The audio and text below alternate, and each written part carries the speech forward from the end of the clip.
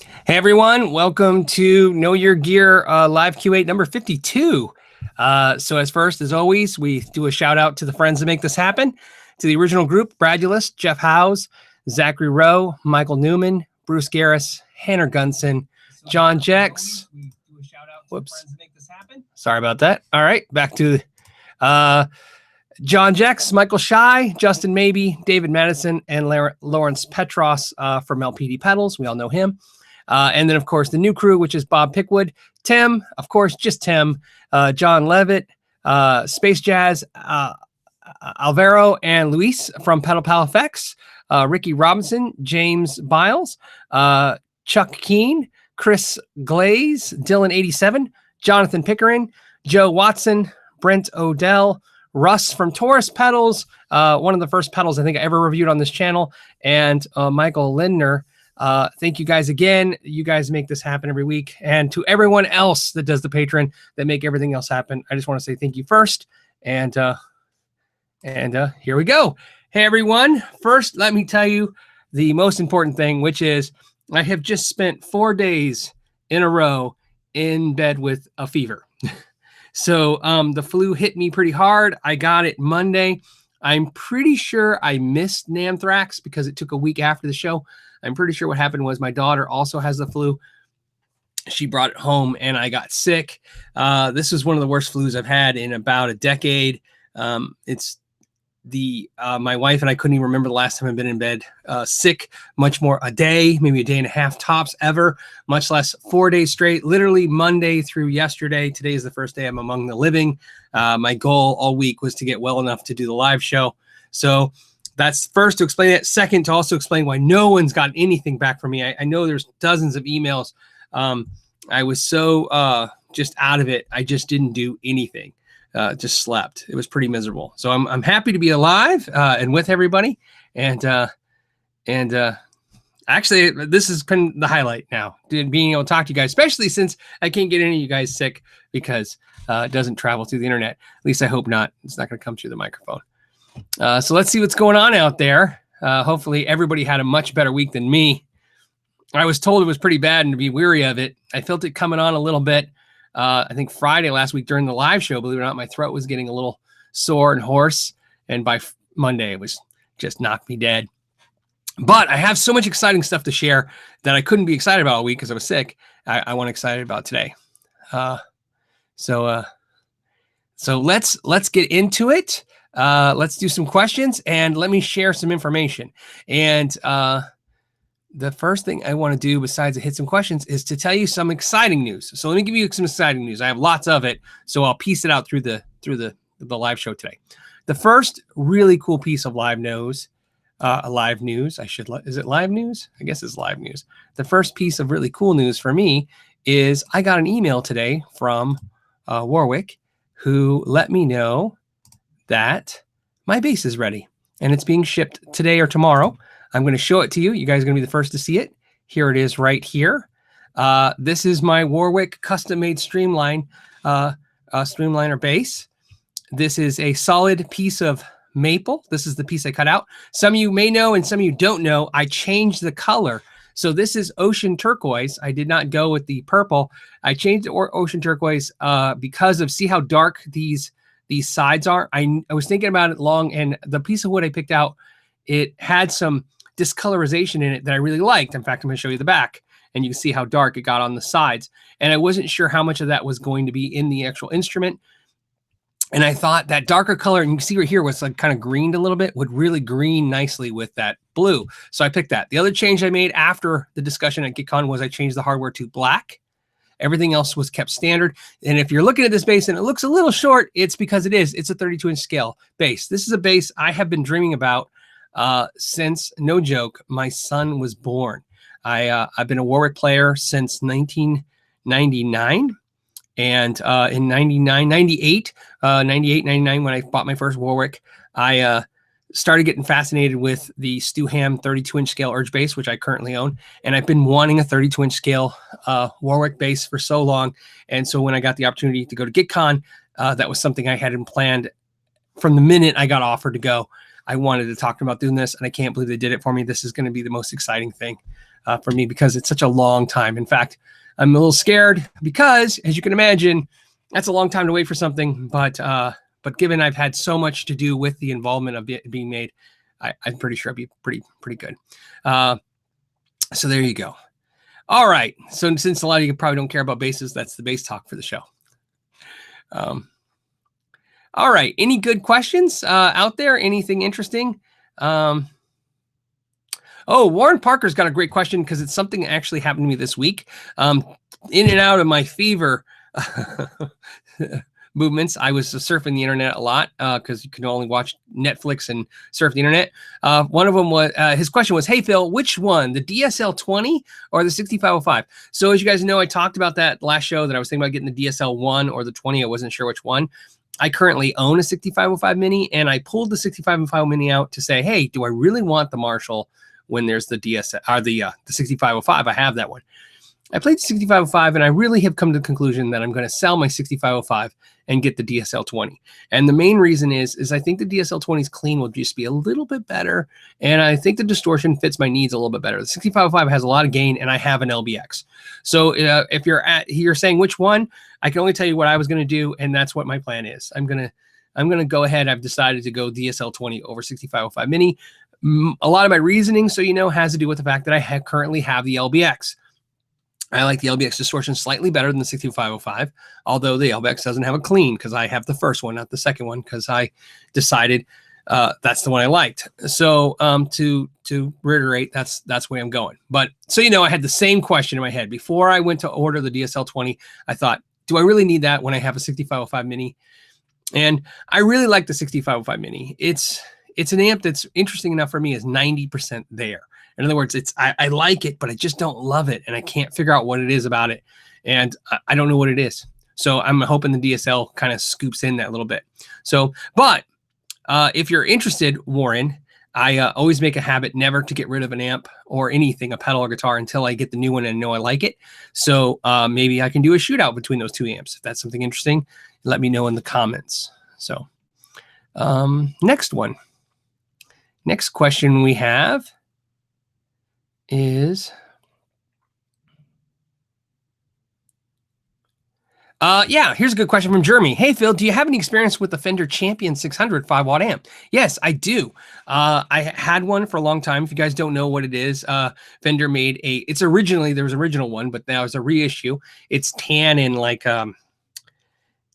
it's not red. I'm trying to think what color it is. It's not brown. It's like tan and brown, but it's like really like a reddish brown, vinyl look to it. Really classy looking amp. They were like $199 new until Fender stopped making them. It was definitely an amp that you sold a lot on impulse because it's like, $200 you get a little 5-watt tube amp. It has basically one volume knob, as I remember correctly. I don't think it had a tone control, but if it did, it only had 2 knobs. I'm doing off memory because it's been a few years since I owned mine.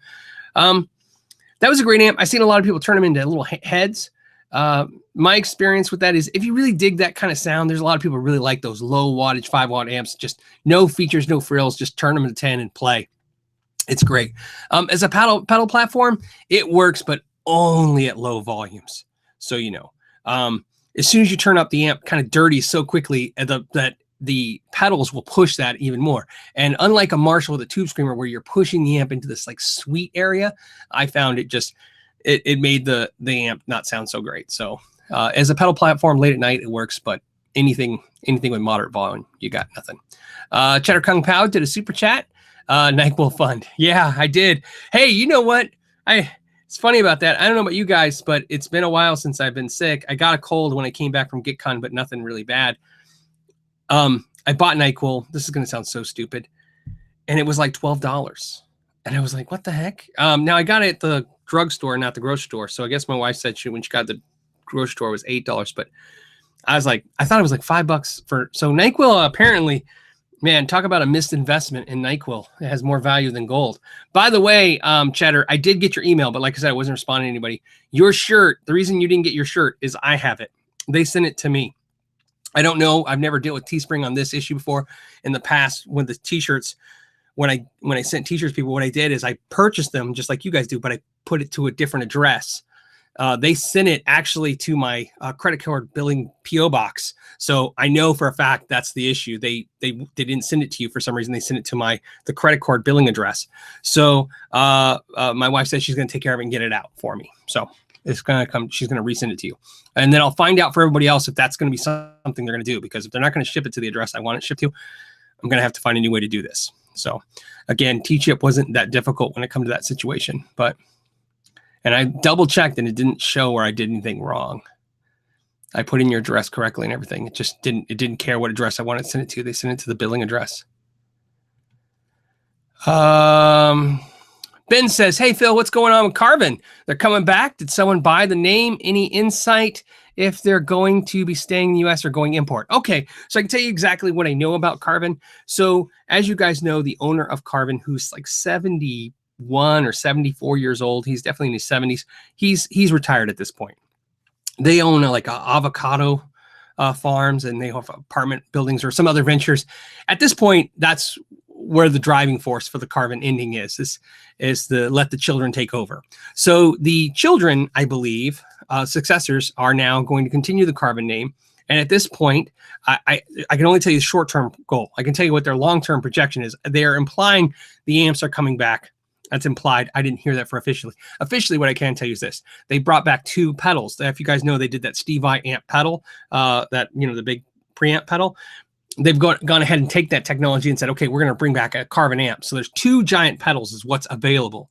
And so if you go to their website, if you look, there's pictures of all the amps and some wireless systems. But what I see you can actually purchase and what's branded to sell and what I saw at the NAMM show was the 2 pedals. So those pedals are made overseas. And they are using a term like the word map. So it implies maybe instead of direct to consumer, they're going to be selling to stores.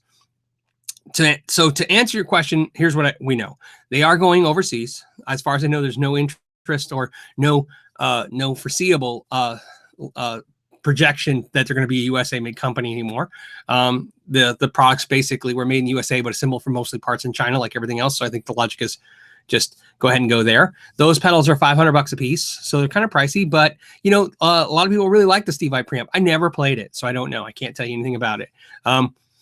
If Carvin ever watches a video like this, I'd be highly interested to review those products. Again, like I said, I don't charge anything. You can even have the products back as long as you pay the return shipping to review them, because I'd be curious to see. Right? I've been a fan of Carvin forever, and I'd like to see the Carvin legacy go on, even if it's kind of changed a little bit to this kind of forum. And so there you go. And if you're asking about Steve I and what's going on, I've heard 2 actually interesting different stories. I heard one story that Steve I was given a bunch of Carvin amps, or that he has plenty of Carvin amps and he's going to continue to play them for a long period of time. Interesting enough, that story makes a lot of sense to me, because the other story kind of backs that, which is Steve I uses a lot of Axe effects.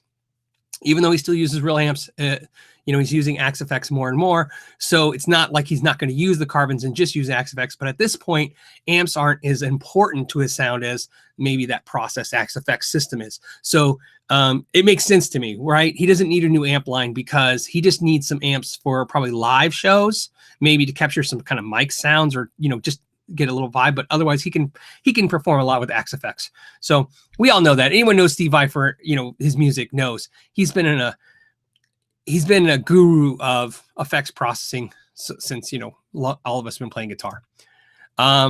Robert Davidson just did a super chat. Thank you, Robert. That was really nice of you. I appreciate that. I'm also warning you guys, I have a cough drop in my mouth, so I hope it's not clicking or anything, making any sounds when I'm talking. I apologize for that. And again, I'm trying not to cough or blow my nose during this entire broadcast. So we'll see how that goes.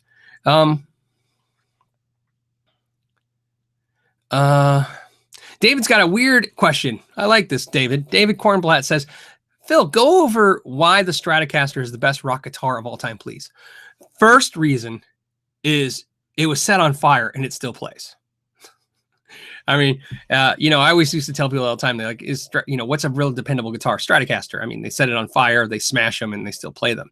So the best reason for it's a rock guitar, I can tell you right now, Stratocaster, regardless of how you feel about it, as a gigging machine, it is really built to be an incredibly heavily abused guitar, especially the modernized Stratocaster, with the newer truss rods and some of the newer features in them, they just take a lot of abuse. You know, there's something about a solid piece of maple wood and an older body. It just takes a lot of abuse. Now, pickups are different situations. Sometimes people don't figure the single coils are very rock and roll, or they also pick up a lot of noise from live shows. That can be fixed very easily with humbuckers or anything like that. So that's the main reason why it's the best rock guitar of all time. It takes abuse. And here's the other part. The other part is this. Think of a guitar as an ingredient, you know. The more it's used, the more you get used to the idea of it. So like salt and pepper, used in so many different kinds of food, everything from, you know, Korean food to Mexican food to, you know, even the American hamburger to whatever it is. Salt and pepper is a very universal seasoning used in a lot of things. So you could go to many cultures and they would all find that to be almost a pleasing taste because it's so universally used, unlike some other more finite ingredients, you know, or spices. That being said, the Stratocaster has been used in so much music across so many genres that your ear, like your taste buds, just detect it as being commonly used. And it's just something that most people pick up and they're okay with. So if that helps. Ian's got a super chat question. And it says, if I had to pick between, if I had to, he's asking me, if I had to pick between a 100 watt 212 Fender Champion, okay, I've actually owned that amp, or the 100 watt 212 Fender Frontman, what amp would you choose? Oh, you know what? I lied just now. It's the Frontman I had, the 212 Frontman. I currently have the 40 watt Champion. Which one would you use? Are they the same amp with a different name? You know, so to answer your question, it's funny how time changes the way you think. I think a year ago, if you would ask me, I would have told you the Frontman was the better amp of the two. For some reason, I like the solid state power section versus the new digital kind of stuff that's in the Champions. But over time, I've really grown to really like the Champion stuff. The Fender Frontman had a spring reverb, and I thought that was really cool to have an actual spring in there. But no, overall, I find the Champion to be equally as good in any way and to actually have a couple extra features. So, and one of the concerns that I thought was going to be nice was the Frontman, because it's more of a solid state analog technology. It took pedals better. I find the Champion takes pedals just as well. So, although I could honestly say the Frontman maybe, here's where the fight ends. The Frontman, if I was to say it, slightly sounds better to me, because I think the solid state analog technology sounds slightly better than digital. Okay. And some of you guys, if you're confused what I mean by that, when I say solid state versus digital, solid state means literally components, analog components, transistors, resistors, things that are used to create the sound, versus digital, which means a chip is creating somehow the sound. Okay. My point is that although I think there's a couple sound things that I prefer the Frontman with, I think the Champion overall wins with features and just, it's a better class amp. So there you go. Now, the only caveat to that is if you were to tell me that you found a Frontman for, like, let's say half the price or dirt cheap, I would say you're not missing out anything if you saved a lot of money. Okay. But if they're about the same price, if you're looking at Champion or Frontman used, there you go. But I hope that helps. Shut up, let's talk. Said, cheers, Phil. What's the lowest price custom guitar I could have built for me? Wanted a Strat body with a wizard style neck. As far as I know, and some of you guys may have some great comments. That's what's great about having a community. The community mind is going to be way better than mine, because the experiences, right? Everybody's has got experience seeing something I haven't seen. When you want a custom made Strat style guitar for a low price, I think Kiesel. There's a Strat style guitar they make. They actually have a thin neck profile that you can add to it. And I'm pretty sure you can get in and out of their system with that particular model for under $1,500 with those kind of features. And that's rounding up a little bit. You know what I mean? So, I mean, I really think if you try really hard, you can squeeze through for like the $1,200 price range. Keep in mind, an American professional Stratocaster is $1,500. So I think you can get a Kiesel with all the features you want for that same price point. Another contender for that would be G&L guitars. Although G&L does have a thin profile neck, I don't think it gets as thin as Kiesel, but it is thin. So, you know, it's a thin. And Wizard style is tricky. None of them are going to have an actual Wizard 19 millimeters at the first fret thick, 21 millimeters at the 12th fret thickness. That's, I think, the Wizard style is official. You'd have to go to Ibanez, guys, but I'm doing this off memory. Official, you know, dimensions or thicknesses for that neck. but it'll be close. You know, it won't get you 19 to 21. It'll get you like probably 20 to 22 millimeters. Still close enough. Actually, I think it's just a little slightly better, just thin enough to feel like it, but not so thin that it doesn't feel right. So the, hold on. And there was one comment I missed somehow. I'm trying to get to all of them real quick, guys. I'm sorry. Yeah, it disappeared. Well, I don't know how to get it back. Okay, so we'll go to the next question. Tom, this is something we talked about last week, but it's a great follow-up. Marshall Origin amps impressions. Again, there wasn't really any to play at the show. They had some that they demoed, but nothing for you to actually play. It's because, like I said, I got the vibe there was some prototypes they were showing, and maybe not even non-working models. I'm not sure. I'm sure because it's coming out. I'm super stoked about the idea. I've been talking about this for years. This is what I think Marshall should have been doing 5 years ago when the small amp revolution kind of started. They allowed companies like Friedman, who make great amps, and Blackstar to basically take market share from them. And there's no reason, you know, Fender hasn't let anybody take market share from them. Fender is still a dominant amp company. And in fact, even though you have Supro and you have tons of great amplifiers out there competing with Fender, Fender has not let anybody take over the market from them. And Marshall, I felt, let a lot of that happen, take some market share from them. And although I'm sure Marshall's doing fine, my instinct as a consumer, as a guitar player, as a collector, as a buyer, is whatever you want to call it, I would like to buy Marshall. That's a product I like. I know the name. I've known the name for years. I like the way it looks. It means something to me emotionally. So I would like to give Marshall money whenever I can. And I have over the years, and I've done it in the worst ways. I've bought products that I really didn't love because I just wanted to own a Marshall. And so to me, the DSL 20 watt, the DSL 1 watt, the new Origin series, this is great. Should they do a high-end version as well? I think so. I think they're missing out. I think the next step is to make, you know, a slightly expensive version of these kind of amps. Maybe hit the. So here's the thought. I really think what's smartest about this lineup. I mean, there's so many great things to mention about the Marshall lineup. One of the things I really like is make the DSL line import. So you can make a $300 1 watt, a $500 20 watt, you know, a $700 40 watt. That's great. Okay.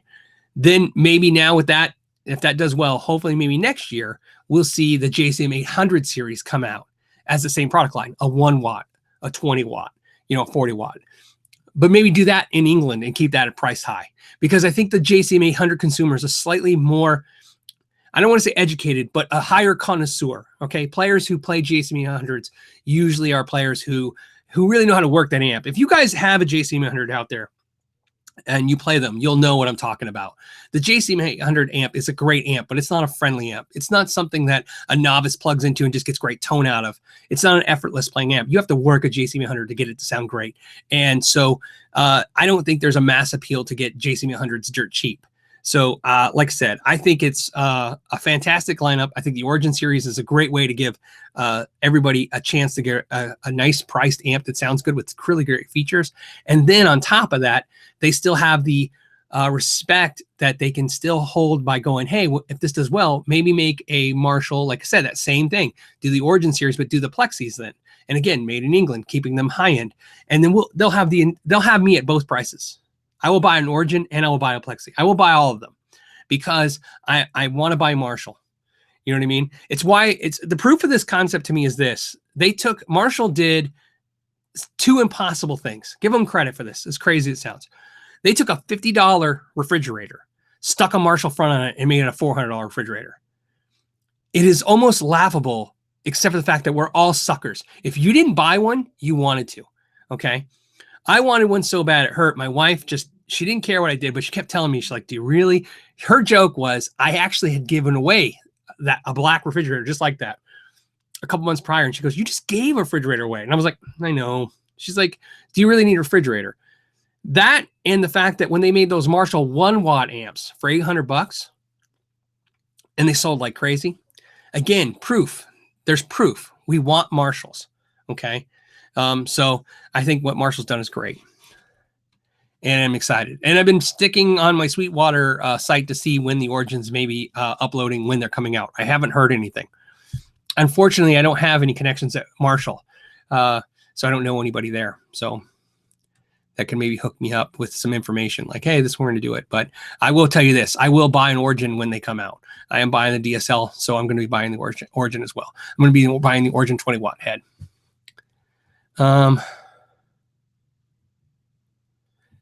Steve-O179 said, did you hear about the clearance on Schecter 412 cabs with vintage 30s? I got one for $199. Man, good move. Was that free shipping too? Because that's crazy. You can't buy the speakers for that. The speakers are like $100 a piece. So don't you love stuff like that? So now here's the joke. Ready? Now hear this. How many empty Schecter 412 cabinets do you picture to see in the next couple of weeks on Craigslist? These people are going to gut them. There's nothing wrong with the cabinet. I'm just saying people are going to buy them for the speakers. Like I said, try not to cough. Hold on. Let me drink a little something. That's a good, you know what, you guys, I love the tough questions. Somebody just put North Texas mountain biker, put Acacia or Kiesel. You know what's hard about that? I've met and talked to both companies and I like them. I've played both guitars and I like them. I think there's a lot of respect you can give both companies. You know, the one thing about Acacia that's really interesting to me is there's a family vibe to them. You know, when you meet the brothers, when you meet the family, okay? There's a Kiesel has that same vibe. I am very proud that there are two successful companies in California doing such great things. So, the question is, which one would I buy? Here's the truth of it. Kiesel's price points are a little easier. What I will tell you is this. I know I'm going to buy a Kiesel because like I said, I talked about last week, I want to buy a Vader. That's what I've decided I want to get. It's because it's unique and it's different. And it's also going to help me. I'd like to point out on a side note, I'm wearing my Bossy t-shirt that Tosin and Frank Falbo gave me and my buddy Nathan. You know, he gave us a Bossy shirts for helping out with the booth and stuff. That was kind of cool. I wanted a Bossy guitar. It's $3,600. I think that's very realistic for that guitar, what Falbo does. But I'm not a buyer at $3,500. I just don't want one so bad that I'm willing to pay more than I've ever paid for another guitar for. You know what I mean? So my price point comfort zone, as I've said this before, gets a little dodgy at $2,000. At $2,000, I start going, I have a lot of nice guitars. It's hard to justify spending so much money on a guitar I may not play. So when you see me buy a guitar, it's more expensive. You know I'm going to play it. That Framus I bought, I play that thing like a crazy. So my point to all this was I'm definitely a Kiesel buyer for the Vader. The Acacia thing, believe it or not, they ghost build the Vala guitars. So if you buy Vala Japan, you get them in Japan, but in the US, that's Acacia building them.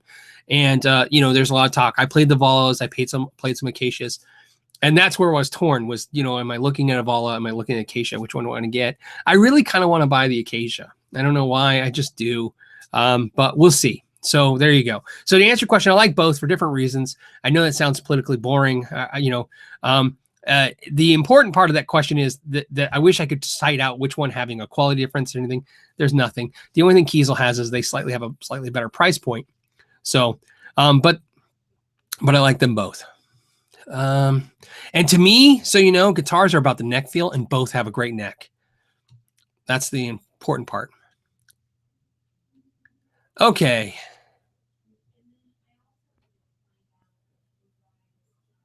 Ron's got a great question I may not even know the answer to, but I can give some insight on. What effect does scale length have on tone, if any? And if so obviously in this perfect example, you know what it does for me, and this is I'm gonna give you my insight first, okay? It has an effect on tone for me, and here's why. I really don't like strings that are very tight, okay? So on a bass, I will play a 36 gauge to a 100, which is very small for bass, okay? Usually bass is 45 gauge to 105. On a guitar, I'll play 9 to 42 and instead of 10 to 46. Smaller strings, to me, they just bend a little easier. Now, if you go to a Les Paul, which is 24 and 3/4 a scale length versus a Strat 25.5, I will play 10s. When I mentioned I bought a Warwick 32nd scale bass, I will play that with the bigger strings. Shorter scale allows me to put bigger strings on it and have the same tension as a longer scale guitar with thinner strings. And even though they're looser, they see, because they're thicker, the pickups pick them up differently because they're girthier, right? There's just different thickness to them. So I noticed that the tone sounds a little thicker. So that's what effect it has to me.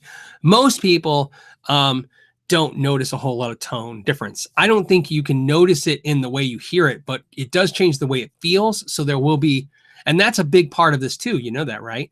Is that you think there's stuff that you can't hear, but the truth is, if it affects the way I play, unfortunately, you're going to hear a difference. I play differently, so you hear it differently.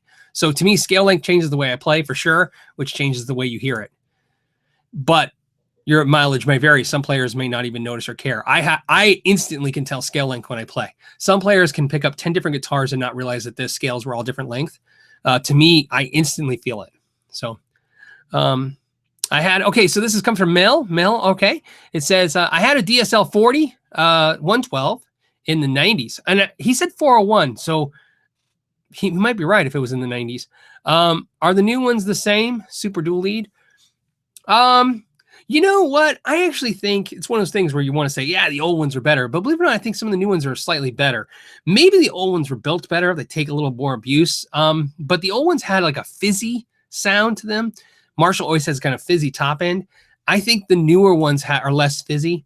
You know what I mean?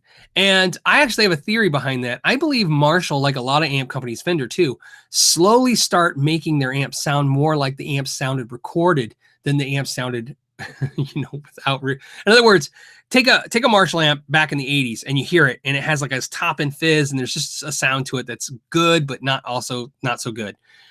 But in recordings, they recorded them and they sound great. And then slowly people tried to emulate the Marshall sound, but not the actual Marshall, the way it was recorded in certain albums that made it sound so great. So, see, like Chris is saying, all modern Marshalls are bright as hell. And although that's true, I think the original ones are really bright. And so, sometimes that's just luck of the draw. I find some Marshalls are more top end fizz and brighter than others. New Marshalls are definitely more consistent. So, that is without a doubt. Even though they're import models, you listen to them, if you think one sounds bad, trust me, you'll think all 10 of them sound bad. If you think one sounds good, they all sound good. Definitely in the 80s and the 70s, when you go through those Marshalls, there is definitely different ones that, you could find 10 Marshalls and get 4 or 5 totally different sounds out of them, is my experience messing with Marshalls. Yeah. Rock Show says Marshall players tend to have no hearing above 14 kilohertz. That is actually funny. Okay. Let's see what we got going on. Yeah. And then Michael is talking about the DSL line has just been updated. That's kind of what I'm talking about. The new DSLs are a little less top end fizzy. Again, this is the argument. Do you stay true to the sound, or do you slowly realize that people's ears have changed over the last 20 years and you update your stuff a little bit? I have a theory that Fender's been doing that for a long time. A lot of people say, oh, the Fender amps don't sound the same. But talking to Fender over the years, I found that they did that on purpose. They're like, you know what? People romanticize a sound that really, when they go back to it, doesn't sound that great sometimes. So they kind of fix them. And there's probably some truth to that both ways. Bradulist, hey, what's up, buddy? He says, hey, Phil, I hope you feel better soon. Should I ever pay the mark price on a budget price guitars? Should I expect all music shops to negotiate price? Great question. I've said this before. I think negotiating is part of the psyche of our industry. And I think it's just something we should do. I think it's all about tact. Things I've never pulled on anyone. I've never asked anybody how long something's been around in their store. I've never asked what's their best price. I've always just asked for the deal. Always respectfully. I do it online too, by the way. I always send somebody, just like when I bought that the St. Vincent guitar a couple weeks ago, I sent them an offer. I send the offer, and everybody's different personalities. I've never sent an offer based on what I thought they would sell it for. Because sometimes you can read the lines and go, man, they're gonna let this go away. They're cheap. I always send offers or make offers for what I want to pay. And the truth is, that's just the truth of it. Sometimes I'm like, I want to, like, let's say a Japanese Ibanez. I want a Japanese Ibanez. I don't want to pay more than $500. I just don't think, unless I really, really, really want it, I don't think the guitar's worth more than $500 for like an RG 470 or whatever, 550, unless it's special color or something. So I'll ask for the deal. So I think it's fine to always ask the deal. Just something to see if they do it. And I find it's a reciprocal arrangement. If I ask for a deal respectfully and I say, hey, look, would you take this offer on this guitar? Or would you do this? And they say, no, I'm fine with it. If I really wanted the guitar, I'm going to buy it no matter what. But a lot of times I walk away just because, this actually happened to me. It's a true story with the Tone King and me. We were in a music store when he was in Phoenix. This is a couple months ago. And we walked in a music store and we saw a Marshall amp. I fell in love with it. Tone King said, you should buy it. And I looked at him and I said, what do you think this amp should sell for? And I was thinking $1,200. And then Tone King said $1,000. And I said, really? You think 1,000? He said, yeah. And I knew in my head right then that at 12, I'm buying it. And we walked up, we talked to the owner and we said, hey, what's the story on the Marshall? Do you have any room to negotiate? And he basically said, oh, I just got it. He goes, I haven't even tried to sell it. Once I try to sell it, it'll be gone. And about 2 months later, that amp was on Craigslist for $50 less than he was asking for it. And I sent that to TK and I go, see, he's still trying to sell it 2 months later.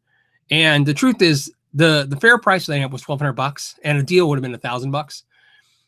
So I asked for the price. And to be honest with you, he didn't want to negotiate. It's fine. No hard feelings either way. I'm sure he's maybe happy. He's still got the amp and he's going to sell it for the right price one day. My point to this is I always ask for the price. You know what I mean? I always say, hey, look, are you willing to accept a deal? And if they're not, they're not. I don't take it personal ever. Everybody knows. Sometimes, I can tell you on the other end as a dealer, when I would sell guitars, somebody would come in and say, hey, would you take $350 that guitar? And sometimes, to be honest with you, I would go, yes. And I'm so glad somebody just offered me to get rid of a guitar because you've just been sick of staring at it for so long. So it happens both ways. All right.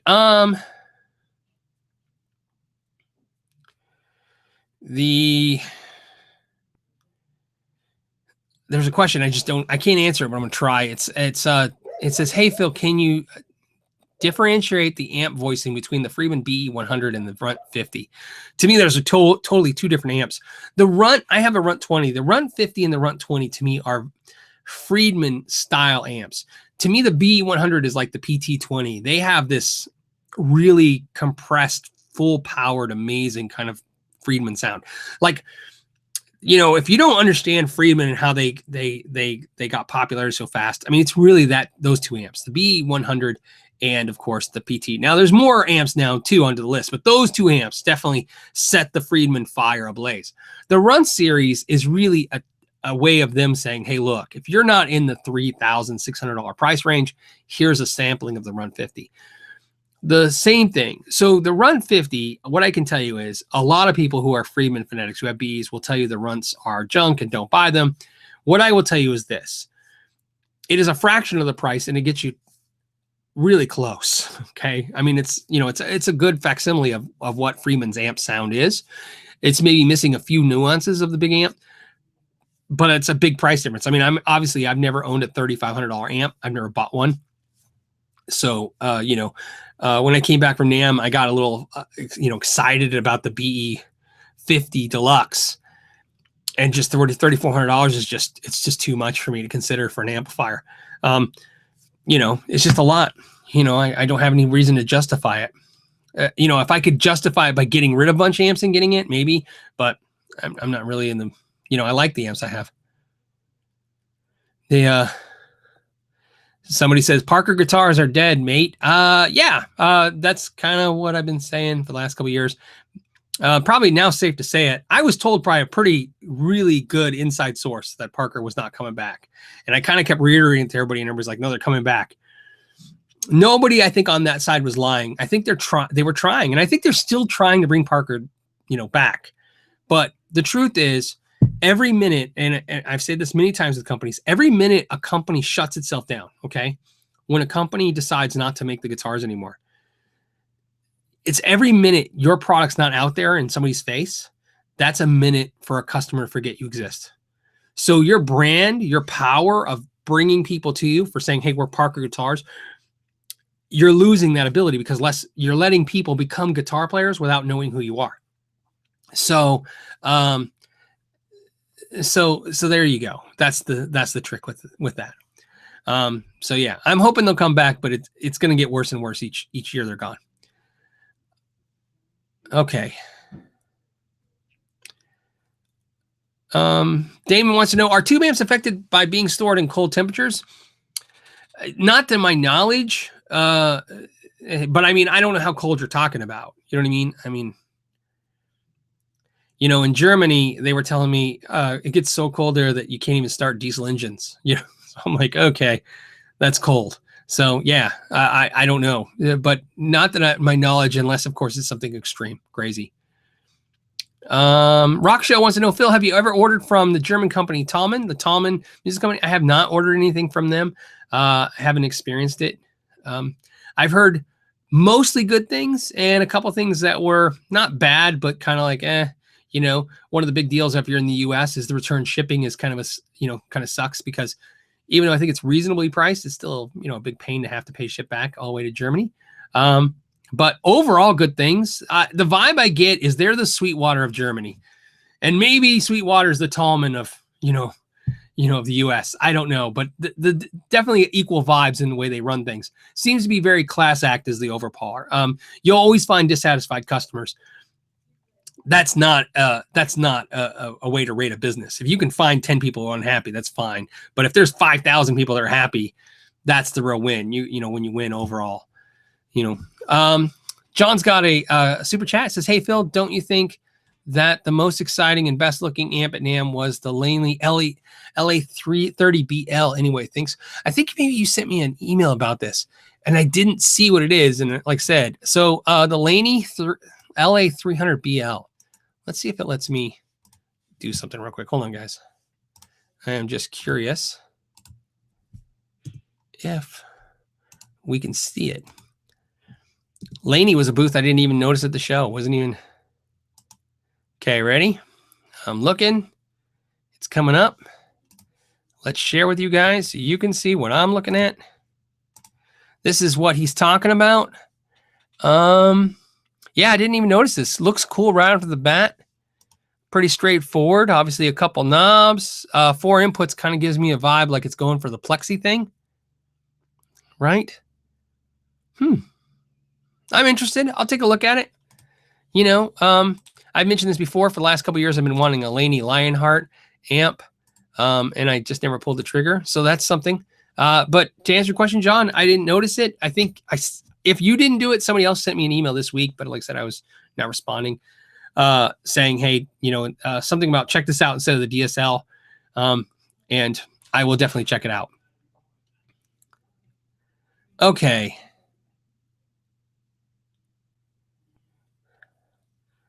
A lot of people are talking about the CITES issues. I know. Beatmaster saying because of CITES, I can barely buy 30% of the guitars at Thomann. Yes. Well, so my Warwick bass, I'm hoping there's no CITES issues because it's solid maple body and solid Wingate neck. So, our whinge neck.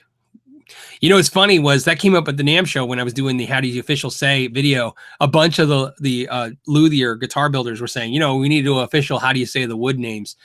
And it was really funny to see that even master luthiers of these guitar companies, these exotic companies were telling me that, like, they go, we get told we're saying it wrong all the time. So Perry Ormsby was saying, it's whinge, it's Wingate, I don't know. And I said, I have the same problem. You get told it's one thing, but then somebody corrects you the other way. And then after a while, you can't remember how you were corrected and you get self-conscious about it. Like, I'm pretty sure I know some of the right ways to say it, but then over years I picked up the wrong ways because people who are wrong tell you're wrong. And then that's just how it goes. All right. So let's see what we got for questions. Let's see.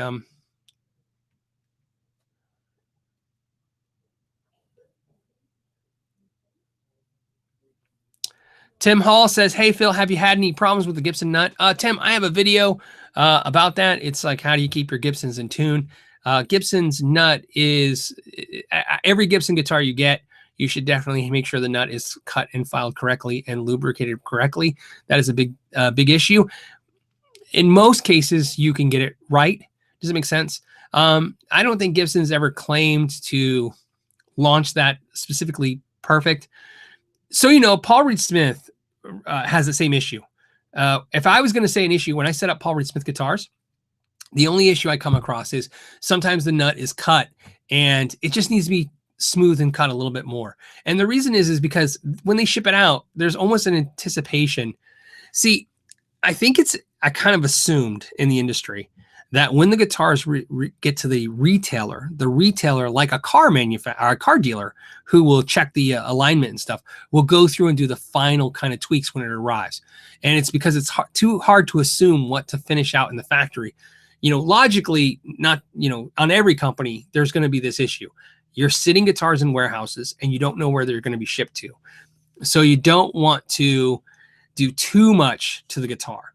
In fact, I found, so you know, like lowering action, I found a lot of repair guys will not lower action too low because they know that necks move slightly within a couple of days and then the action will buzz. So a lot of them will set your guitars up just so slightly higher than probably what you want it, because they'd rather have you slightly unhappy than have you unhappy. Does it make sense? So I think the manufacturers use the same logic. They'd rather you slightly be unhappy than really unhappy. If they cut the nut too perfect and something moves on them, they're going to have issues. So I think it's just a safe way of doing it. And the reason I say that is because it's not exclusive to any guitar company I've ever seen. In other words, I can't pick on Gibson specifically about that any more than I could Fender or PRS. I have a friend who bought a PRS, a Fender Elite Strat, and his number one complaint was the nut was cut wrong. So, and what it was cut wrong, but it was cut wrong the right way. In other words, a little bit of filing and it was fixed. You know what I mean? So it wasn't cut the wrong way where they took too much material and then now it needs a new nut. And that's what I find to be the issue every time, is every nut just needs a little bit more than what they gave it at the factory.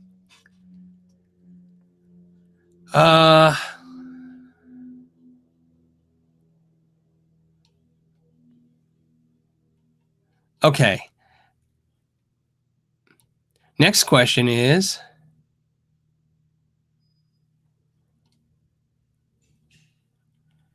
there's a lot of them, so I'm trying to find good ones here. Hold on. Phil Summers has got a super chat, so we'll do that real quick. It says, since you love rig rundowns, which I do, and want to see someone running down the rig of the little guy, check out my channel called Your Guitar Minor League Rigs. You know what? That's a great idea, Phil. So Phil Summers, we'll put that in the thing. We'll check it out. You guys can let me know what you think of his videos. I'll let you know, Phil, too, of course, in a polite, kind way. Yeah, because I really like the idea of people doing that. You know, I had mentioned in the past, you know, since Rig Rundowns doesn't seem to want to do that, maybe that's something I do. But I have a new project in the works that I'm super excited about. What you're going to find is there's no official videos for the month of February. You're going to be seeing lots of reviews. I have 20 videos to upload. They're actually some of them are done, not most of them, but some of them are done. I just didn't finish editing and stuff because I got sick. And then next month, March, we'll start the official, the Sharp My Axe videos come back, and another series that I'm working on that I think you guys will really, really like. I'm very excited about. And it's going to take a lot of time. So,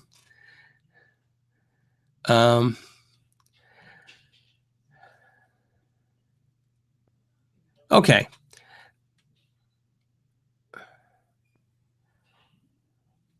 I'm trying to get to some more questions. They kind of popped. You guys just popped. So like I say, when I'm answering a question, a bunch pop up real quick. You guys are, I'm just going to talk about something you guys are talking about. There's a bunch of people right now talking about the string butler for the Les Paul. And I think, and I could be wrong, I thought String Butler contacted me and sent me an email. I could be totally wrong. It could have been one of you guys telling me to look at String Butler. I tried to do some research on it. I understand the concept of how it works. There's something I was concerned and curious about. So I'm only interested in reviewing the String Butler. Here's my issue. Lacquer doesn't like to have things attached to it. In other words, it imprints in it pretty big. The String Butler attaches to the tuning keys. Everything about the String Butler looks great, except for the fact that I want to make sure it doesn't leave an impression on the instrument. The other thing, too, is by putting something on top of the guitar, like the String Butler, one of the concerns I had is, like putting a truss rod cover, in 10 years when you lift it off, it's going to be a different color underneath. So, and that's not a big deal, except for Les Pauls literally hold value like crazy. Les Pauls, you know, they're not like a lot of the other guitars. They're collectible for that reason. And so I don't want to do anything that damages the guitar. So I was curious about that stuff. So if you guys have string butlers, let me know if you've experienced any negative things. Like I said, overall, I keep hearing things positive. My concern with that is like a lot of products on the internet that get reviewed, they always seem to be in the honeymoon phase. Hey, I got this thing and it's amazing. It fixed all my problems. One thing to my credit, I will say, a lot of the reviews I've done about products that improve guitars, they're from my years of doing that.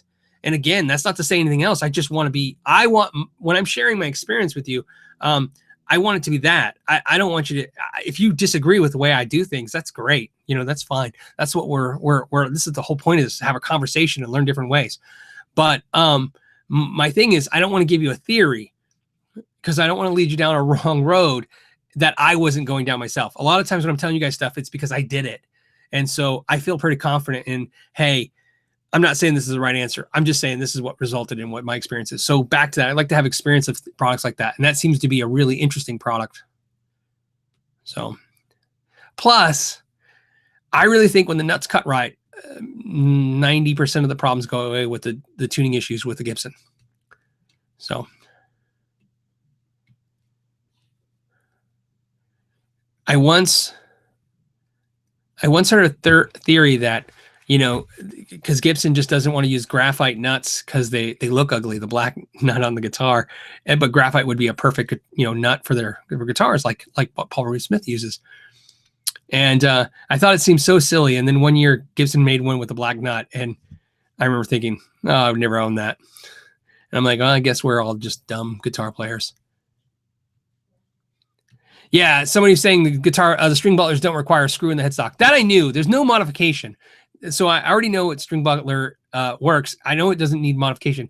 My issue was, does it come in contact? Does it physically touch the top of the headstock, or is it floating? Because again, you don't want it to touch, because it's going to leave a mark if it touches. So there you go. Yeah, there's 800 people watching. So thanks, guys, for hanging out. Paige Hunter's got a great question. Any benefit to running a tube power amp over a solid state one when using modelers? Yeah, tube amp power amps will warm up the sound. There is a big part of that is a lot of players like to take things like Axe Effects and Kempers and then run them through a tube power section.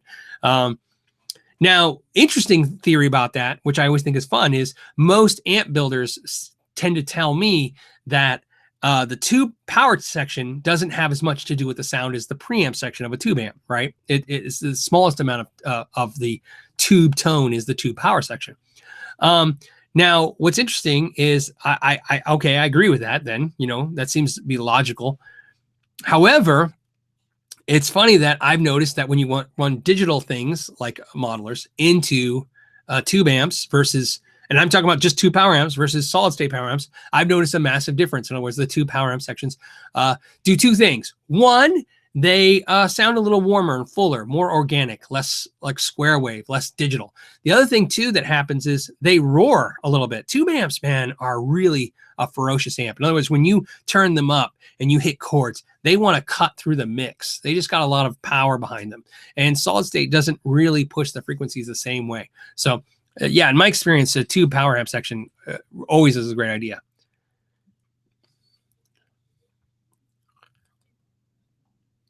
Yeah, and you know what? And Ron Park saying the same thing. Headroom with tube amps makes for a more dynamic sound. I agree, because a tube amp, generally speaking, sounds better turned up. So that's what's great about it. You know what I mean? Is, in fact, let's take that argument that I just said, and I'll go backwards on it. I'll flip the other side. If you asked me if you were in your bedroom playing with a digital, you know, let's say you have an Axe Effects and you wanted to run it through a power section into a speaker, and you're going to play in your apartment, I would argue that the tube power amp section would have little to do with the results. In other words, if you A/B'd them, you would hear very little difference in the sound. I think that exact opposite thing would happen if you went to a small gig. You know what I mean? If you went to a gig or a band rehearsal and the tube amp, when you turn it up, I think the sound will be dramatically different than the solid state power section. So that's the interesting thing about tube amps. They really come to life as you turn them up. That's why the new frustration with tube amps is we all want to play tube amps quietly. And that's something that the tube amp doesn't want to do, right? So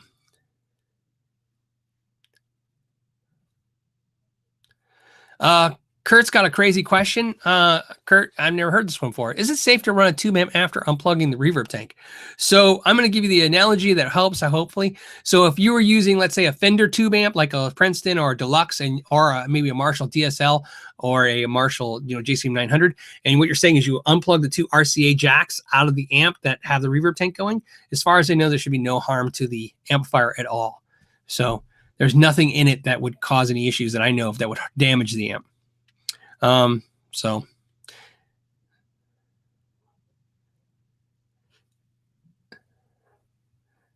and then Trey's got a question. Thoughts on the amps using new tubes? Will they eventually replace traditional tubes? The tubes going away, forever. We got to come to this conclusion now. Forever, I've been told, since the day I started playing guitar, before I even knew what a tube was, I think all of us had the same experience in life. Before I even knew that there was a tube amp and a solid state amp. I didn't know when I went into music stores. When I first started playing guitar, you went to music stores, I didn't look at amps like, oh, that's a tube amp, that's a solid state amp. I looked at like, that's a $200 amp, and that's a $1,000 amp. That's all I really knew. Not knowing what tubes are, the first thing I had, as soon as I just heard the word tube and I learned what a tube is, it seems like the next day is the day you heard there was tubes versus solid state. So the death of the tube amp has been acclaimed by so many products. In other words, the Eventide stuff was going to kill it. The Digitech stuff was going to kill it. Mosh valve stuff was going to hybrid stuff was going to kill it. The pod, the kidney bean pod by Lansing is going to kill it. Everything's going to be killing the tube amp, and everything eventually says it's going to kill the tube amp. The truth now is I think what's going to happen is the tube amp isn't going to die because of a better product. The tube amp, unfortunately, will probably die the way a lot of things die in the world that we've seen, which is its day will have come to where just society isn't going to tolerate it. In other words, we'll probably find that due to regulations on tubes or due to, cost issues, just tubes will have to slowly fade out in the distance a little bit. I don't know if that's going to happen in my lifetime. I don't know if it's going to happen in 5 years. No one really knows. There's speculations, but I think you're naive if you don't realize that at some point tubes they're going to have to change. And so I like the idea that somebody's saying, hey, what about new tubes? This new tube idea, this new concept. What if we change? And again, what does it take to make you, my question to you, Trey, is what does it take to make you a new tube customer? And that's kind of a good rhetorical question. You can put that in the comments, all you guys down below. What will it take to make you a new tube customer? In other words, let's take the big tube player. I know Vox is messing with it, okay? And that may be a problem too, because, having Vox owning the technology is going to be a problem, because how do you get Fender on board if they have to pay? We all know, we've seen this with Mac and PC. Companies don't like to pay a royalty to their biggest competitor, okay? So I'm not saying there's a problem. I'm just giving you a guess, a theory. Will Fender want to pay a competing company, royalty to make amplifiers when, or will Fender then create their own version of new tube, right? And this will be like beta versus VHS and, and everything else in our lives that we experience when there's two sources. So the question is, what does new tube have to do to make you a customer? And to me, it's not much. I hate to say it. If Vox makes an amp, I don't really even care who makes an amp. But it's got to be an amp I already have. So I'll use Fender as a perfect example.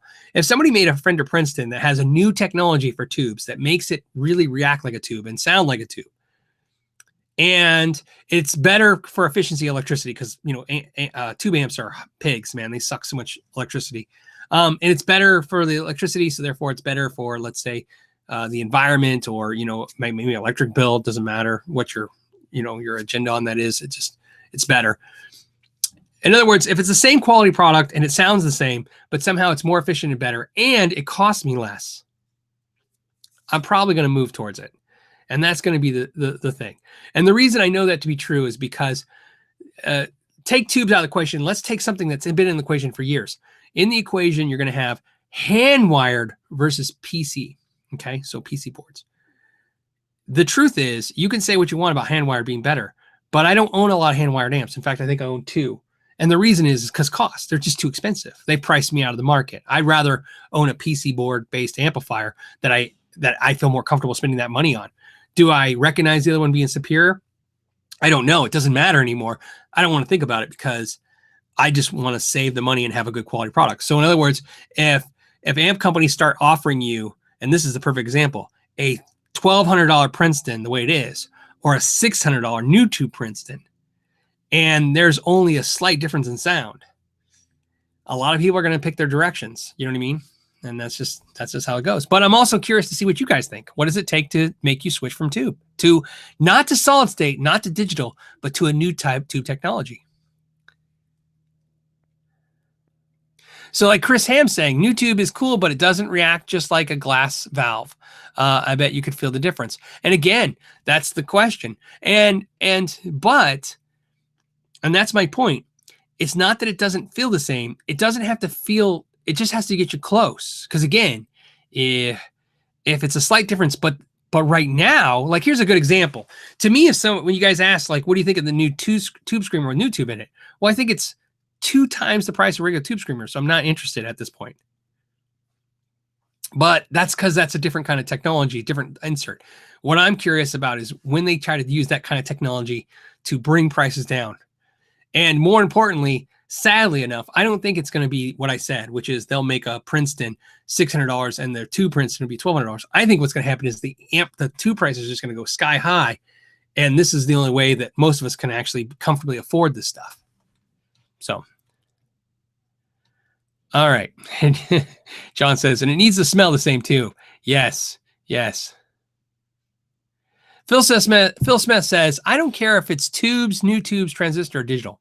And, you know, and that's another great attitude. I like that attitude because I've had this experience myself where not every, and I think a lot of us experience this. I think that's why this new social media YouTube thing is working, you know, with the reviewers and all this stuff out there.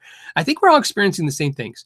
Not everything that's told to us as being the right thing is the right for us. In other words, you know, tube amps are the best, hand wired is the best, handmade guitars is the best. And I find that there's yes and no's to all of that. And sometimes I've experienced all of those things.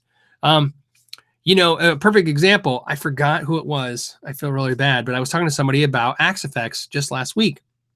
And we were talking in detail, and I was explaining the main reason I have the holdback for me for Axe Effects is at heart, really, my favorite thing to do is just take my Strat and plug into my Princeton clean. So I really don't need a processing unit to give me just a straightforward 12-watt clean tube sound.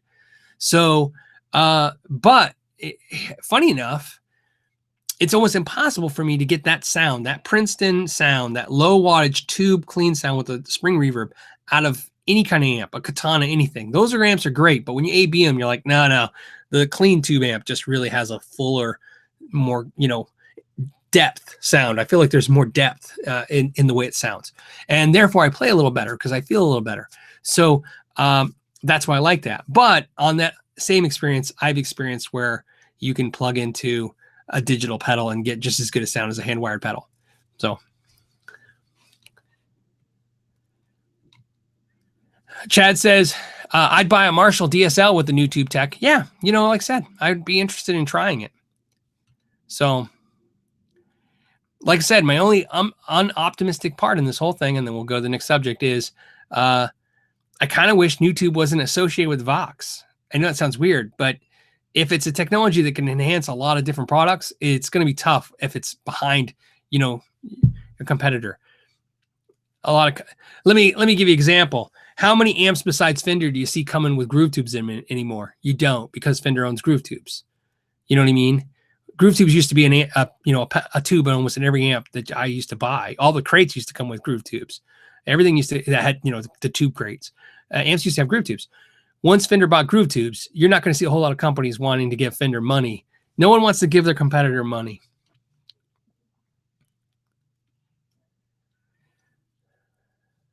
Okay, Chris is saying it's a Korg technology, right? And Korg owns Vox, and that might, and I know that's technically the same thing as what I was saying. You know, it's still Vox, but Korg might help the situation because they have a more universal approach. So I don't know. like I said. Ken Edwards says, I'm sorry, Kevin. Kevin Edwards says, what do you think of John Mayer doing lessons on YouTube? I thought I saw something about that. I kind of feel like I've been gone for a month because I was sick. I don't know much about it. Do you have to pay for them? Is it free? I'm not sure. I feel like I need somebody that's not as good as John Mayer to show me how to get close to John Mayer before I can learn a lesson from John Mayer.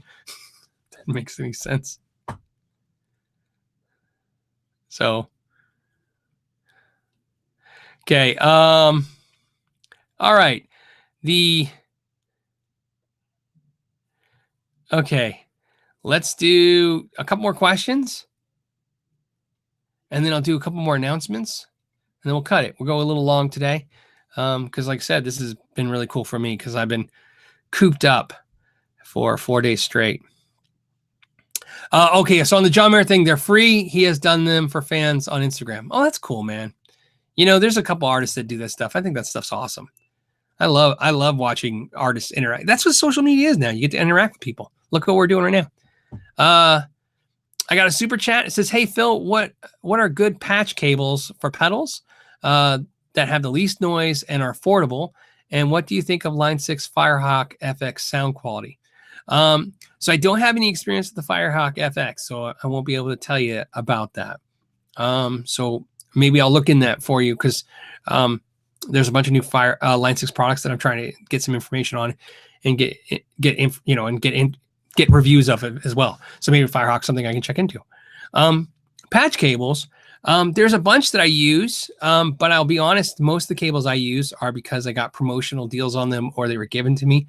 There's a bunch that I like. I like the George L patch cables. Some people have issues with the fact that the wire pulls out of the end. I don't know what's wrong with me, but the end. I haven't had too much of that experience. I like George L. I like the solderless Planet Waves cables that D'Addario offers. D'Addario offers. Those are good as well. I've had good luck with even the cheap Hosa ones. I have no problems with. I have some of the crazy ones too. You know, my problem is, so I like the there's a new cable. I have some on the ground here because I have pedals. They're over there. Hold on a second. Right here. These are the new flat cables by Rockboard. I've been checking those out. They've been working really good for me. I'm really excited about those. Again, I haven't reviewed them because I'm not going to get a cable and just go, hey, look at this. They sent me a cable. It's amazing. Literally, I'm trying to break them. You know what I mean? I'm messing with them. I kind of know from years of selling cables what, when, or why they're going to eventually die. So I'm trying to give them their paces. I've had them for a few weeks. I'm sure the Rockboard guys are like, hey, where's up with a review? But the truth is, I'm not going to say it's cool if I don't know yet. So far, so good. And again, my good experience with those. But here's the caveat. A lot of you guys will probably like a lot of the expensive cables for pedal boards. My issue is some of the really expensive ones are really hard to. They're just so thick and hard to kind of put the pedals together. So those are the ones I like, if that helps. But for the most part, I've been using Hosa ones. I've had no problems with Hosa over the years. So they make like 3 levels of cable at Hosa for short cables, and the cheap ones work. The cheap ones work okay, but I noticed a little bit of the highs get cut off. Right, I think it's because the quality of the wire's cheap. So I go to the next quality. They have a more expensive tier. They even sent me some of those, and same thing. They were a little too thick, too much going on. So I like the mid-priced Hosa cables, and those have the metal ends that are like these, where they're flat like this, but they're kind of round and metal. I'm sorry. Cables are hard. I don't know the names of a cable. Sonia Jones says, Katana is awesome. Yeah, well, you know, I'll tell you what I did. I bought a DSL20, so I'll make some announcements. That ties in. And I bought a Katana 50-watt combo. I talked about doing it. I was thinking about getting the light. Some guys mentioned the new light one. I decided, like I said, I reviewed the Katana 100. Boss asked me if I would review the Katana again to the version 2, but they wanted to loan it to me and then have me ship it back, and I told them, no offense, you know, it's not that expensive amp. It's something I'd actually like to own. I'd rather not borrow it from you, go through all that hassle. I think I'll just buy one. So I went to buy one, and then Yamaha contacted me and said, hey, well, how would you like to review some stuff? And that's the THR stuff. And I thought, well, now I want to review that. and then I want to buy a Katana. What happens if I fall in love with the THR10? And Yamaha's paperwork was really weird, and the whole thing was really weird. I just didn't feel the vibe of it. And so I decided not to do it. And I made it a point to go check out a THR10. And here's the deal with the THR10. I could argue the THR10 is slightly better than the Katana with the way it sounds. I could. But here's the truth.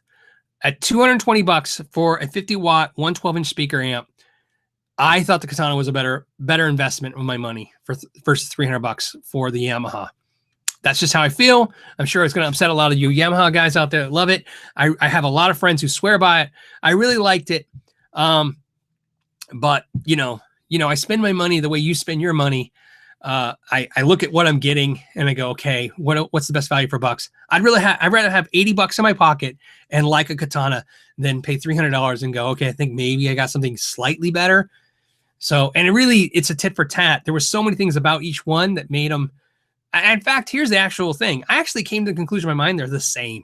You know, if you take everything about the Yamaha that was great and everything about the Katana, I'd say, okay, they're equal products. Now if they're equal, then I'd rather have $80 in my pocket. Plus, I have a long history with Boss buying from them as a consumer, and Boss has never disappointed me as a consumer. And I can say that about as being a dealer for them too. As a company, you know, the truth is there are a few large companies that deserve that kind of accolade. And I hate to say it, it's Fender, it's Boss, Paul Reed Smith, Ibanez, you know, I'm trying to think of somebody else. Companies that I feel like they make good products. They're a big company, but they have all the things that they need to have in place. In other words, they still have some customer care going on. They have good warranties going on. They've learned who their customer is, and they learned who to work with them. And I think that's more important than ever saying, you know, the customer's always right and take it. No, you learn your customer. How do you work with the customer? And that's what they've learned to do. And Boss is a perfect example of it. They go, look, we know what our customer wants. You know what I mean? And what I find interesting about that statement is, and not to go on a tirade, but to go on that statement is, Boss has learned the customer expects perfection. So with Boss, you never got like great deals. They never seem to like bash and slash pricing. They never seem to do these other things. They're like, this is our price. If you don't think it's fair, we don't care. Here's what we do know. When you open the box, it turns on and it works like as promised. So there you go. And, you know, on a side note, another thing that happened, I try not to go too crazy when I was sick, but I was really miserable this week.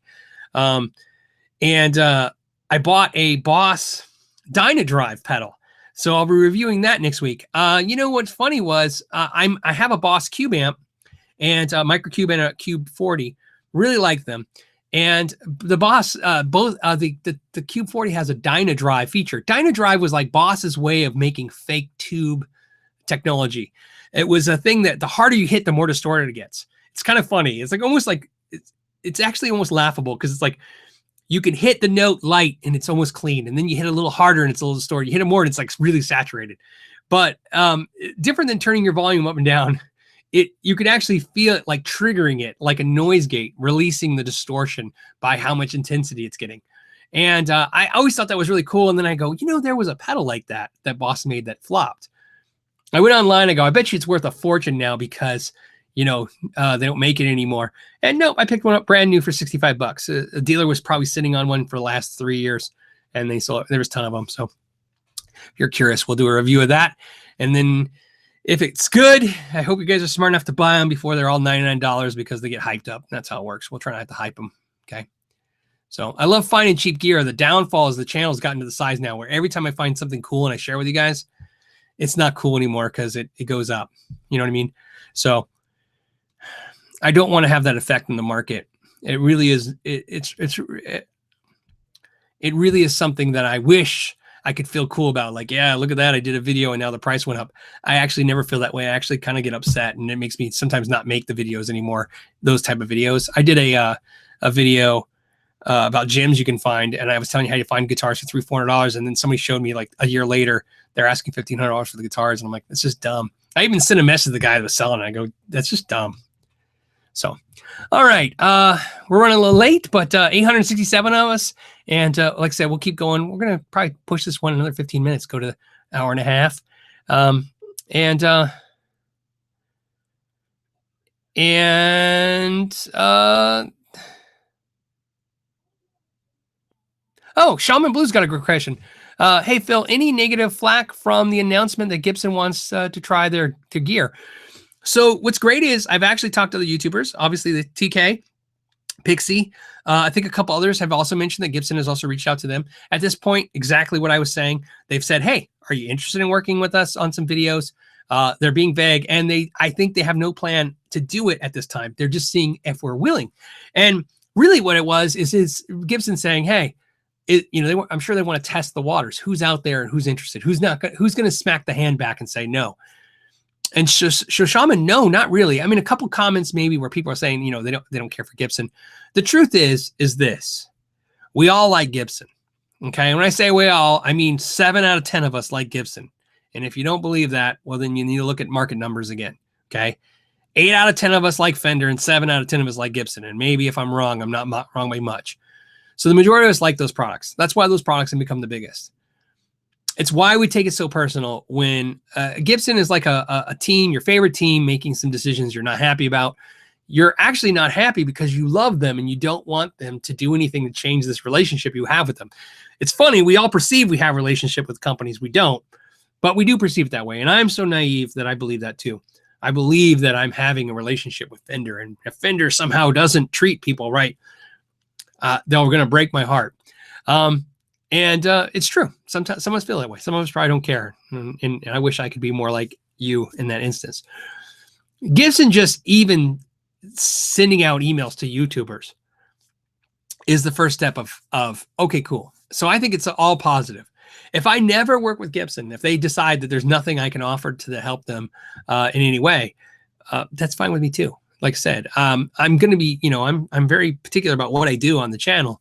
There's no mystery about that. So it might not work out. The things they might want to have done, I'm not interested in. But here's the deal: it still won't change the way I feel right now, which is, I can tell you this. Like I said, it really hit me at the right time because I was getting so like, man, Gibson's just so. Every week it's just something negative about Gibson. It was just nice to hear something positive, something great. So good for them. So,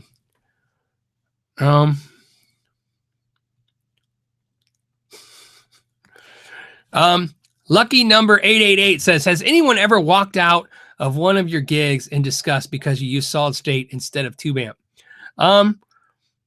Here's a better question. And I've used this analogy before, and I don't want to keep beating a dead horse of this, but I'm going to use this exactly the same. These are tools, guitars, pedals, amps, all this. The argument that somehow they're not relevant in some way is silly. Here's why. This is the analogy I love. I'll say it over and over again. You cannot tell when a chef uses a expensive knife or a cheap knife to cut up the vegetables that's in your food or cut up the meat in your food. You cannot taste a $700 skillet versus a $300 skillet, right? You can't taste that stuff. It's just not how it works. However, you can taste quality. So if the chef doesn't, let me put it this way. It's the chef. It's always going to be the chef, just like it's the musician. The musician can make a solid state amp sound good. If you give me a solid state amp, I know exactly, if you give me a gig, a solid state amp, said, hey, Phil, let's jam. And all I got to do is play some 3 chords and just jam the backing band up. I know from experience what the solid state amp's going to do that's bad. It's going to have a high top end, and it's going to make the sound, when I ring an open G chord, the end of that chord is going to sound really sharp, and it's going to have a non-pleasing sound, especially as I turn the amp up. So you EQ it correctly. So you can EQ a solid state amp to feel more like a tube amp. You can make a guitar that doesn't sound so good. I could take a Squire that has bright single coil pickups. I can turn the tone control back and then turn the amp up, because the tone control is going to kill some of the ability to cut through the mix, but turning the amp up, you can adjust out anything. So when somebody says, hey, I don't need expensive gear or nice gear, I can use cheap gear. Well, of course you can. The argument that you couldn't is silly. The point is, some people don't want to. And that's on them. Some musicians, and it's not even economics. I know a musician personally who gigs out for a living, seriously, 40 to 50 shows a month for the last 20 years. And he doesn't buy the best gear or the cheapest gear. He's just learned what gear works for him. And his decisions are solely based on work. He's like, this is what works. This is what he's learned. He's learned through his experience what the audience can detect and what they can't, right? And that's what matters to him because he's trying to make a budget. The truth is, rock stars don't think that way sometimes. We've all heard about it. Everybody's heard the story of the rock band who was #1 and they made all this money, but at the end of the tour, they didn't make any money because they spent all the money on pyrotechnics and amps behind them and the whole 9 yards. So there's different ways to run your business, so to speak, as a musician, and some musicians think about that stuff. If a musician, so here's the other flip of the coin. I've seen musicians that gig out solely to make some extra money to buy nice gear, and they gig out with the best gear. And they're laughing in their head because they're like, man, I'm getting to play and it's buying this nice gear. I don't think they really believe like, man, if I didn't have nice gear, the audience wouldn't enjoy this. I think the logic is, hey, I get nice gear. Some buy nice gear because they want to show it off. There's just part of it. You know, sometimes you buy an expensive guitar because you just want to show people like, hey, look, I got this expensive guitar. A lot of it actually is psychology, which is just, I just want this guitar. Some of us are luckier than others. I've met people who have fallen in love with artists that just use, hear me give an example. Avenged Sevenfold, right? If you're a Zachy Vengeance fan, if you're a freak for Zachy Vengeance, well, the Zachy Vengeance guitar is like $800. That's sad because what if you know, that's your guitar guy and that's great. And then the sad part is, what if you're in love with John Petrucci and his guitar is $3,000? Now, that's not a good example because they make a less expensive John Petrucci, but you understand what I'm saying, right? The artist you fell in love with could drive the price of the guitar you want. So to answer the question is, it doesn't really matter as a whole. It just matters that you know how to use the gear correctly and adjust for it. But at the heart of your question, which is, has anyone ever walked out because you use a solid state amp? Yeah, technically, yeah. Because if your band sounds horrible, they'll leave, right? I've seen bands that can play great, but they're on cheap gear. Everyone's seen it. Everyone's seen that band or been that band where you walk in and you see they're all kids and you know what gear they have. They have the clearance Guitar Center gear. And the band sounds pretty good and they're tight, but their mix is horrible and the sound is not that great. And it's not just the cheap gear, it's that they don't know how to adjust the gear, even if they had nice gear, right? But nice gear, let me put it this way, an amateur with nice gear will sound better than an amateur with cheap gear. But a professional will sound better with cheap gear than an amateur with nice gear. I hope I didn't trick you guys by saying that the way I said it, but you guys get the point. So there you go. In other words, yeah, use what works. Okay, so the next one. Jack's got a question, wondering if you had any info on Schecter not being in the NAMM. It was an honor to meet you at the NAMM show. Oh man, it was nice meeting you too. You know, like you, I didn't see Schecter at the NAMM, but I saw them in the lobby. They had a thing saying visit us. And I was like, so I was told they were there later, but it was a private thing. But then I was thinking like I could probably go there and they probably let me in because, you know, I'm sure, right? But I got weirded out by it because I'm like, well, if I go there and they let me in, are they going to expect me to do a video or will they just not even care that I do YouTube? It was just kind of an odd thing. So it kind of, you know, here's the bad thing for them. One of the guitars that I wanted most at NAMM was a Schecter with the new Sustainiac in it. It's like their Charvel copy guitar for $699. And the holdback is I just wanted to touch it before I bought it. So they could have sold the guitar. Not that that's a big deal, but maybe it is. Okay. All righty. We got a couple more minutes. Woom wants to know, have I ever tried the Wampler brand amps? They look amazing. No, I haven't tried it. It's like $1,500 and it's a pedal platform amp. So Rivera makes the same concept. So, you know, Rivera amps. And one of the things I like about the Rivera version, if you haven't checked it out, is that, Rivera is, so you know, as respect goes, I have so much respect for Rivera's building quality stuff. I mean, their amps are fantastic. At the same price point as the Wampler amp, and it has reverb built in. So I like that feature. But that being said, I'm only saying that because I had, even knowing that about Rivera first, I hadn't been interested in buying a pedal platform amp. So I'm curious about the Wampler thing. But again, I don't know. To me, the perfect pedal platform amp is the Hot Rod Deluxe. And the proof in the pudding is every single company that does pedals has that amp, and they use it through. I was told that the Dirty Shirley was modeled through or not modeled, but they tested it using a Hot Rod Deluxe. Brian Wampler uses a Hot Rod Deluxe for almost a lot of his videos. I think he uses it to test a lot of pedals. It's a great platform amp. I believe he's even said that too. I've seen that too, where he said that. So that's my thing on that. But then again, I'm also curious because knowing that he likes that amp and I like that amp as a great pedal platform, it makes me interested to find out, what did he want his amp to be like? You know what I mean? What did he feel was coming short on the Hot Rod? But I just don't have a way to try it. There are no dealers anywhere near me, even a day's drive away, that it has the Wampler amp in it to try. And the NAMM doesn't count because it's just too loud to try anything. So,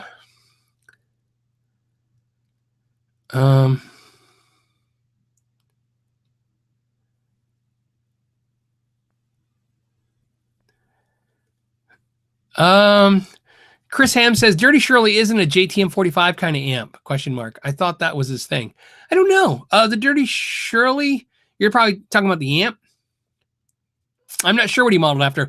All the Friedman stuff is, to me, the JTM 45 is a very low gain kind of crunch. The Dirty Shirley is low gain comparatively to the higher gain BE series stuff. So the Dirty Shirley, I don't want to compare it to a JCM 100 because it's a different vibe amp to me, but it's definitely that higher gain structure. Like I said, not metal, but definitely not light. You know what I mean? Chris is saying it's a classic Marshall sound. Yeah, that's kind of got the vibe I got. Was it's just crunchy. But all of the Friedman stuff is like a classic Marshall sound, but with more gain. He gives you more gain than I think you need with Friedman. You can turn him down. Tulio wants to know. I'm sure that's I don't know. I don't know how to say the name. Phil, what do you think about Friedman guitars? I actually played one at the Summer NAMM show. Dave Friedman asked me too. He said, "Hey, what do you think of our guitars?" They're made by Grover Jackson. I don't know if you know that. Grover Jackson makes those guitars. They are fantastic. They are $3,000 something. They are expensive. They're fantastic. So I wish they sold more of them because then there would be some more used ones for me to pick up. It's expensive. It's out of my budget right now. Would I get one? Yeah. I've come to this conclusion, between Sir and Friedman. I think I'd probably go with the Friedman. I like them both equally, but there's something about the Friedman, but they're both, both holdback is the price. Oh, somebody's saying I missed some super chats. Quentin James. Yeah, you know what? I'm trying to figure out where they went. I did miss some, so you guys know. Oh, here's one. Okay. So sometimes the super chats, they disappear on me. This one is any experience with Peeper. Let's drink some water for a second. All right. Any experience with Peavey Viper tube amps? No. I have a Peavey Viper, but it's not a tube. It's a digital amp. Do they make a Viper tube amp? So the answer is no, because I didn't know it exists. I'm not sure. And I thought I missed another super chat. And if I did, I'm sorry. But what's nice about super chat, so you guys know, is if I miss it for any reason, I'll be able to scoop it up later, and then I'll mention it next week. So like I said, let's see. Oh, okay. So somebody's saying they made tube ones first. Yeah, I have no experience with them.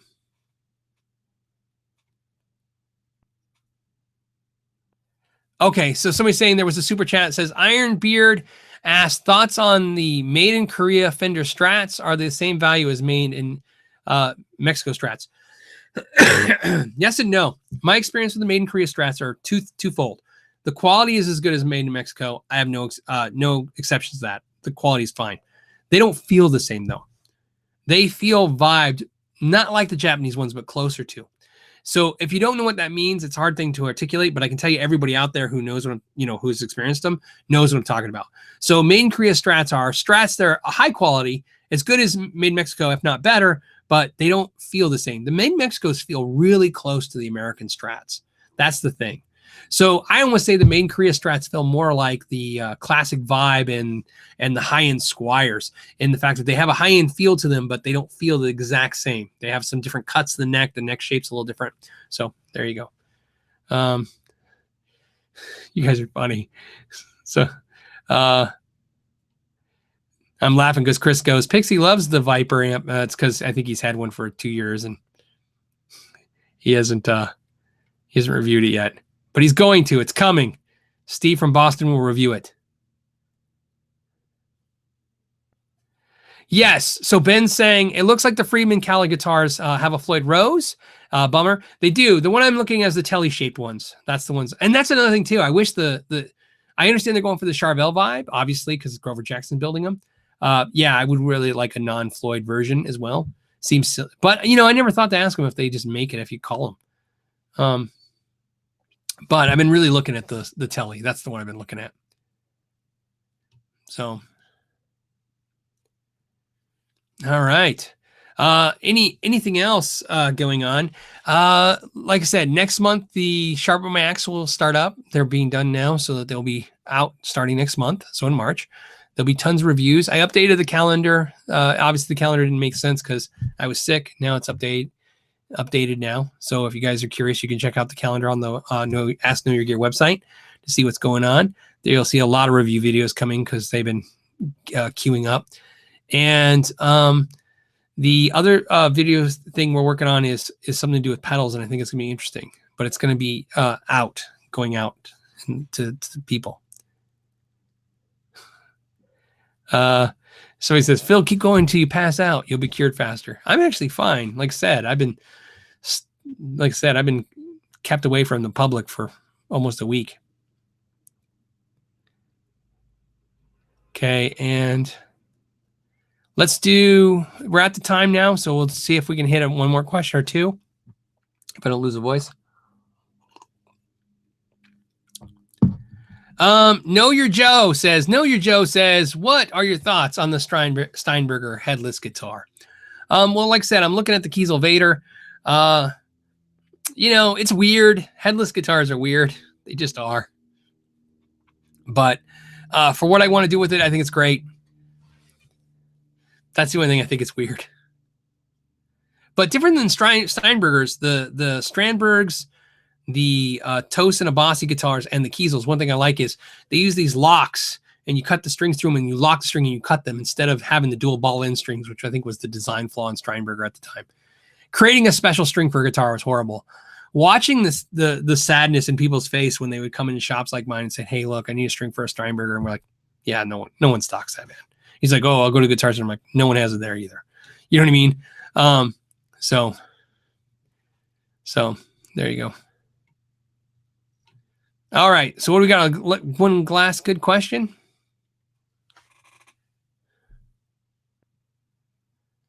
Man,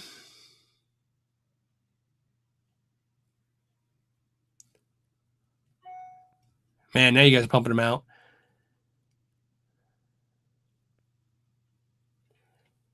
You know what's funny is Ben's got a comment that's great. He says they should make a headless guitar with a fake headstock, attachable headstock. You know, that's a good idea. The closest thing that was Floyd Rose made a guitar that really didn't require a headstock, but it had a fake one kind of on there, you know, with the silhouette. But an attachable fake one would be kind of funny. So Showman Blue says, I feel sorry for headless guitars. They make me sad. You know, I think that's actually the thing too. You know, I never considered the Vader because I just didn't really dig the headless guitar look. But like I said, I was playing at the show. I was thinking, man, this is the perfect travel guitar. I mean, it's really expensive to be a travel guitar, but I've been, you know, traveling so much lately. I kind of want a nice guitar with me where I go. And I've been taking my Framus everywhere I go. And you're starting to notice, this is what I'm saying, that I've been beating that guitar up.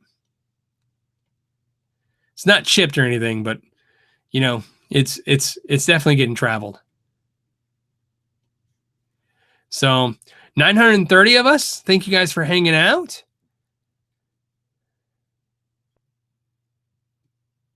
So, there's a Be Spiritual the Blank headstock. That's also the Floyd Rose system. The Floyd Rose made a licensing deal with Be Spiritual for a while.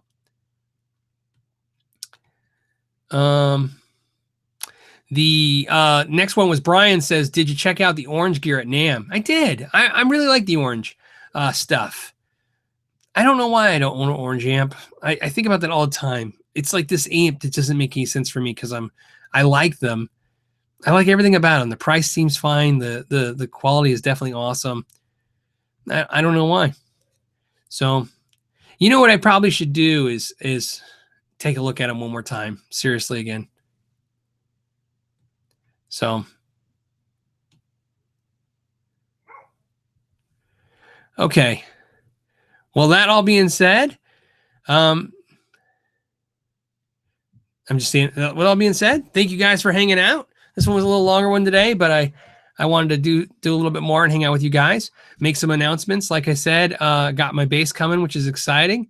There's a ton of reviews coming. I'm reviewing the Pedal Pals new, this is the Gold Overdrive. I can already tell you a little spoiler alert. I like it much better than the silver one. I'm doing the new Nano Looper. Look how small this thing is. This is the Rowan Nano Looper. This thing is tiny.